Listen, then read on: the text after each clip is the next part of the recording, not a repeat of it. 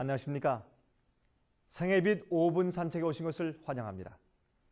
여러분들은 죄가 무엇인지 아십니까? 우리가 죄를 지었다고 말을 하고 또 우리에게 죄가 많다고 말을 합니다. 그런데 죄가 무엇입니까? 죄는 하나님의 법을 어기는 것이 죄라고 성경은 말씀하고 있습니다. 요한일서 3장 4절입니다. 죄를 짓는 자마다 불법을 행하나니 죄는 불법이라. 다시 말해서 죄는 하나님의 계명을 어기는 것이라고 설명하고 있는 것입니다. 죄는 주님의 계명을 범하는 것입니다.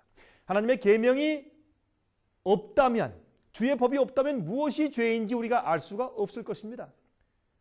여러분, 그래서 우리는 죄의 심각성을 잘 모르는 것입니다. 그래서 죄를 쉽게 짓습니다.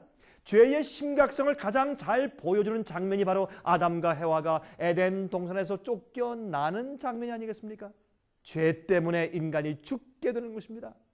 여러분, 죄에 대한 지식이 가져다준 죄에 대한 경험은 치명적인 것이죠. 하나님께서는 인간이 죄의 지식을 갖기를 원치 않습니다. 죄를 알기를 원치 않으십니다. 왜요? 죄에 대하여 아는 일만이 나쁜 것이 아니라 죄를 알게 될 때 오게 되는 죄에 대한 경험이 바로 치명적인 것입니다. 하늘의 천사들은 루스벨과 타락한 천사들의 경험에서 그것을 잘 보았습니다. 죄는 그 아름다운 천사들을 마귀와 악령이 되도록 만들었습니다. 죄는 그렇게 악한 것입니다. 죄는 타락시키는 것입니다. 불순종의 경험은 그 사람을 악하게 만들어 두는 것입니다. 불순종하여 살게 되면 그 불순종은 사탄으로 하여금 죄인들의 마음속에 들어와서 역사하는 문을 열어주는 것입니다. 여러분, 마귀의 반역의 편에 가담하게 만드는 것입니다. 여러분이시여, 죄는 피해야 합니다. 죄의 무서움을 우리가 이해할 수 있어야 합니다. 죄는 인간의 품성에 큰 연약함을 초래합니다. 원래 거룩함과 행복함과 그 순수함에서 떠나게 하는 것입니다. 충성하는 일과 순종하는 힘이 저하되는 것입니다. 여러분, 칼날에 두 면이 있는 것처럼 죄의 문제도 두 면이 있습니다. 한 면은 죄책감과 정죄의 면입니다. 이 정죄에 대한 죄책감은 우리를 하나님께로부터 분리해서 도망가게 만듭니다. 범죄한 다음에 아담이 도망간 것처럼 말입니다. 두려움을 가지게 만듭니다. 행복을 앗아갑니다. 그래서 하나님과의 관계가 회복되기 전에 이 죄책감의 문제가 해결되어야 하는 것입니다. 용서가 필요합니다. 그래야 회복의 과정이 시작될 수가 있지 않겠습니까? 또 다른 면은 불순종을 통해서 얻게 된 죄에 대한 지식입니다. 이것은 용서를 통해서 제거할 수 없는 것입니다. 아담과 해와가 범죄한 것은 순간이었지만 그 결과는 일생을 통해서 그들 속에 흐르게 되었지 않습니까? 창세기 3장 17절을 말씀했습니다. 아담에게 이르시되 내가 내 아내의 말을 듣고 내가 나더러 먹지 말라 한 나무 실과를 먹었은즉 땅은 너로 인하여 저주를 받고 너는 종신토록 수고하여야 그 소산을 먹으리라, 이렇게 말씀했습니다. 여러분, 죄에 대한 용서가 회개하는 죄인에게서 죄책감과 정죄를 제거해 주지만 죄를 알게 된 그 지식과 그 영향력은 예수께서 재림하셔서 우리에게 새로운 육체를 주실 때까지 우리 속에 존재하는 것입니다. 죄는 무서운 것이요, 죄를 피하십시오. 죄를 우습게 생각지 마십시오. 죄는 짓지 않을수록 좋습니다. 그래서 성경을 말씀하기를 죄악을 승리하고 이기는 자에게 천국이 주어진다고 설명하고 있습니다. 여러분은 죄와 상관없이 되어야 할 것입니다. 이것이 참된 그리스도의 삶입니다. 우리가 유혹을 받고 느끼는 자체는 아직 죄가 아닙니다. 우리 속에 죄의 속성이 있으니까. 그러나 죄를 승리하고 이기십시오. 죄를 물리치십시오. 성령을 받으십시오. 예수님의 능력과 사랑을 받으십시오.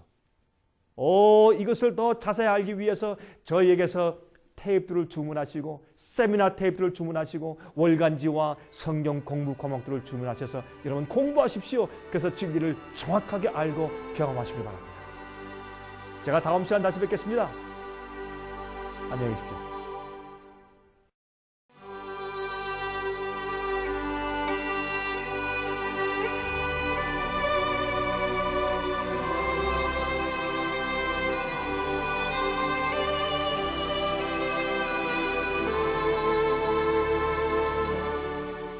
안녕하십니까? 생애빛 5분 산책에 오신 것을 환영합니다. 여러분, 죄는 무서운 것입니다. 우리는 죄를 지을 때 그 죄의 심각성에 대해서 잘 이해하지 못하는 것입니다. 죄는 치명적인 독소입니다. 죄는 우리 마음속에 남아서 계속해서 역사합니다. 우리를 악하게 만들고 우리의 양심을 마비시키는 것입니다. 그러므로 하나님께서 인류들이 범죄한 다음에 우리들이 그 죄의 결과를 보고 경험하도록, 죄의 결과를 거두도록 섭리해 두셨습니다. 사람을 때리면 때렸을 때 오는 고통을 겪도록 해주셨습니다. 그런데 그 죄의 치명적인 그 문제를 모르고 자꾸 죄를 지면서 또 용서받고, 죄를 짓고 또 용서받고, 그렇게만 하면 되는 줄로 사람들이 오해하는 것입니다.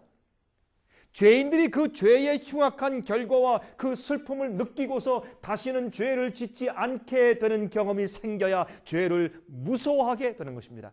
뜨거운 화롯불에 손가락을 대었을 때 다시는 불에 손을 갖다 대지 않는 면역이 생기지 않겠습니까? 여러분, 기계를 다루는 것이 아니라 사람의 양심과 마음을 가진 인간을 다루는 것이기에 죄의 문제를 인간들이 이해하는 일이 필요하다 그 말이에요. 만약 하나님께서 인간을 용서하실 때 죄에 대한 결과도 제거해 주신다면 죄인들이 죄의 그 엄청난 본성에 대해서 깨닫게 되지 않을 것입니다. 마음대로 또 죄를 지을 것입니다. 그래서 이 우주가 죄로부터 안전하게 되어야 할 필요가 있기에 죄를 지은 결과가 우리 세상에 지금 계속해서 존재하고 있는 것입니다. 예레미야 17장 1절입니다. 유다의 죄는 금강석 끝 철필로 기록되되 그들의 마음판과 그들의 단뿔에 새겨 적거늘 그랬어요.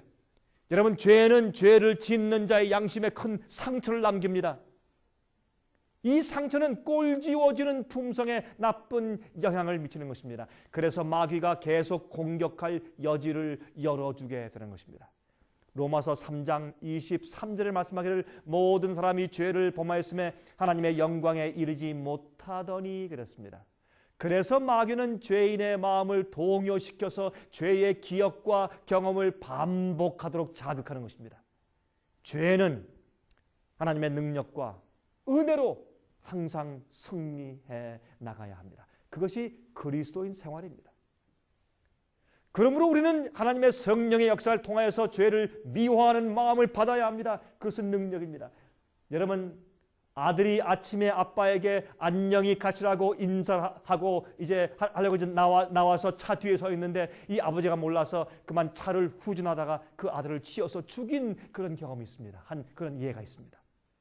그 아버지의 슬픔은 이루 말할 수가 없었습니다. 하지만 그 경험 때문에 그 아버지는 다시는 후진할 때 뒤를 돌아다 보지 않고 갑자기 후진하는 습관이 영원히 없어져 버렸습니다. 여러분이시여, 죄의 뼈아픔을 알아야 합니다. 죄의 결과를 알아야 합니다. 그러므로 죄를 진정으로 슬퍼하는 진정한 회개가 생겨나야 하는 것입니다. 여러분과 제 생애 가운데 말입니다. 그것이 하나님의 회개케 하시는 은혜입니다. 그것이 십자가의 은혜인 것입니다. 여러분, 우리가 하나님께 다시 용납받을 수 있는 길은 하나님의 의의 옷을 입는 것인데 그 의의 옷을 입으면 죄가 다시는 영원히 우리 마음속에서 올라오지 않도록 성령께서 계속 역사해 주시게 되는 것입니다. 다시는 죄를 짓지 않기로 결심하고 죄악을 승리하는 자들에게 결국은 죄에 대한 기억까지 제거해 주실 것입니다. 하나님께서 우리의 죄의 성질에 대하여 깨닫게 하기 위하여 주신 것이 십계명입니다. 여러분, 십계명은 의에 대한 교육입니다.